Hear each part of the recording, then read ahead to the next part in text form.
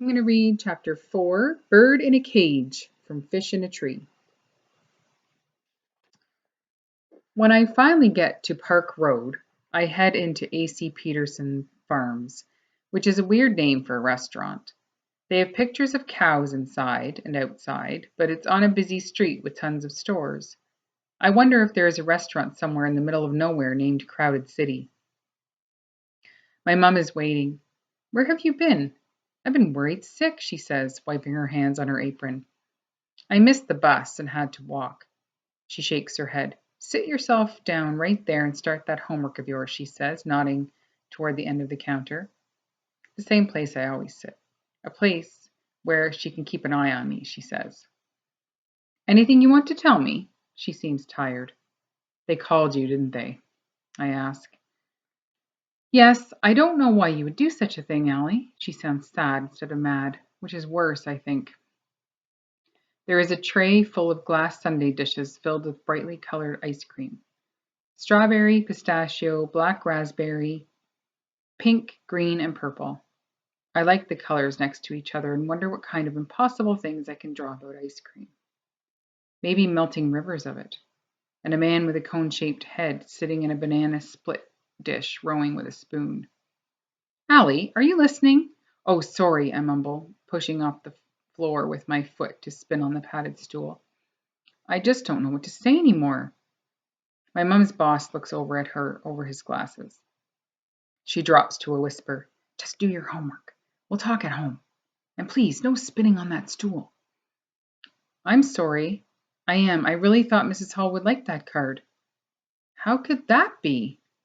She says as she picks up the tray of ice cream and moves away. I pull out a book and open it, but the letters squiggle and dance. How are other people able to read letters that move? So instead, I stare at the steaming liquid dripping into a coffee pot and start thinking of steaming volcanoes and dinosaurs standing around drinking coffee, staring up at the giant meteor soaring through the air, commenting on how pretty it is. And I think about how lucky they were that they never had to go to school. I grab a napkin and begin a drawing of them for the sketchbook of impossible things. Soon my mum's brown and white checkered apron is in front of me. I look up. I swear it. I didn't know it was a card for dead people. It's a sympathy card, she says, and it's for the people that miss the person that has died, not for the dead. Well, don't you think the dead person deserves a card more than anyone? And she laughs. She leans her elbow on the counter and lifts her other arm to put her hand on my face. It's warm, and I'm so relieved that she isn't that mad at me. You're funny, you know that? Then she pulls over the napkin with the dinosaurs holding coffee cups. What's this? Just an idea I have for the sketchbook of impossible things. She stares at it. Ah, your grandpa knew you were talented, and he'd be so proud of how hard you've worked on your art. And he would love that you named your sketchbook after Alice in Wonderland. He had such fun sharing that book with you.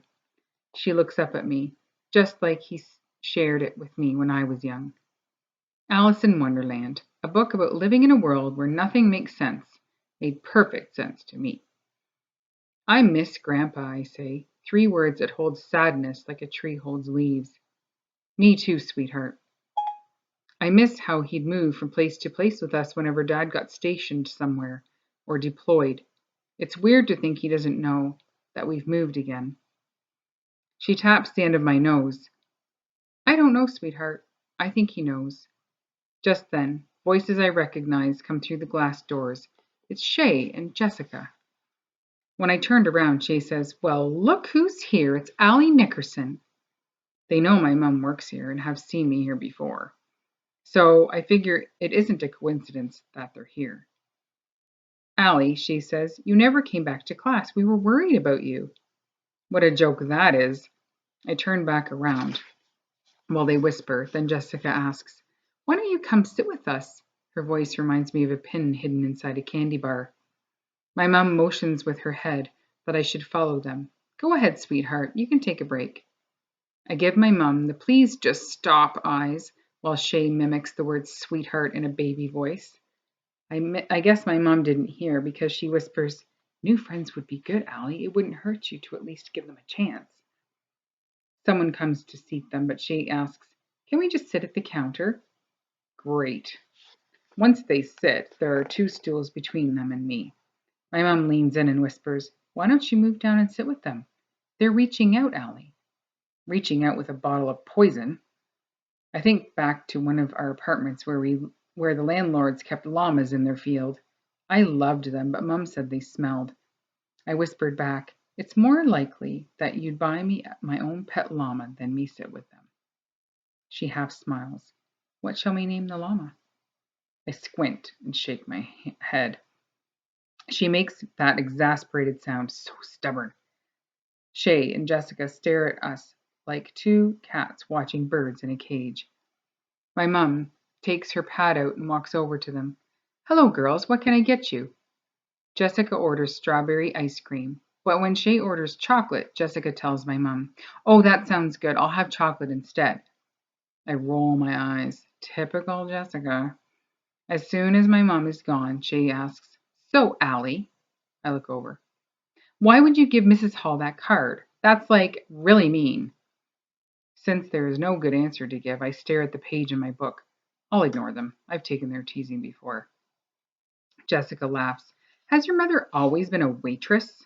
"No," I blurt out. "She used to be an astronaut." They break into laughter, and over near the kitchen, my mom smiles. She thinks I'm bonding with them.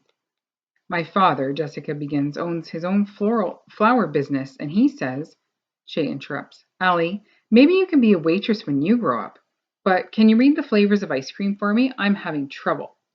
She points up at the slow-turning cube hanging from the ceiling that lists the flavors on each side. The movement makes it even harder to read.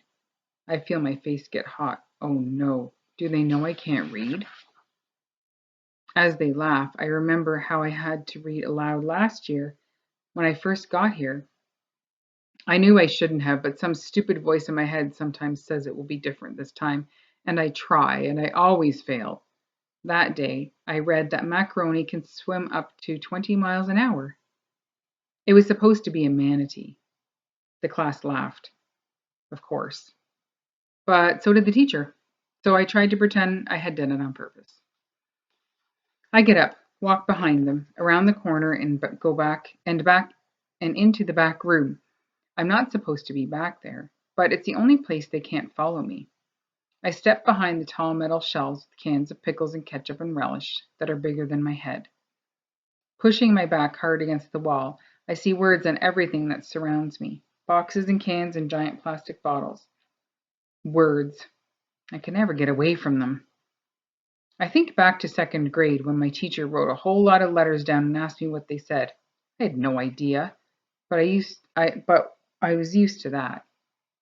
"That spells your name, Allie. Allie Nickerson." Who knew a 2nd grader could understand what being humiliated feels like? Tears begin to come, but I swallow them because I know I'll be found soon.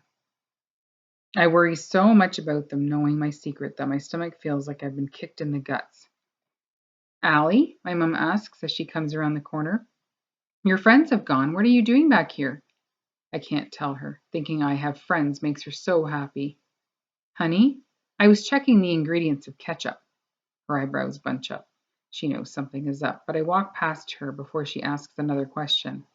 I walk back out into the restaurant with her following and sit next to Shay and Jessica's matching empty dishes. It feels like they should mean something, like maybe I'm an empty dish compared to everyone else.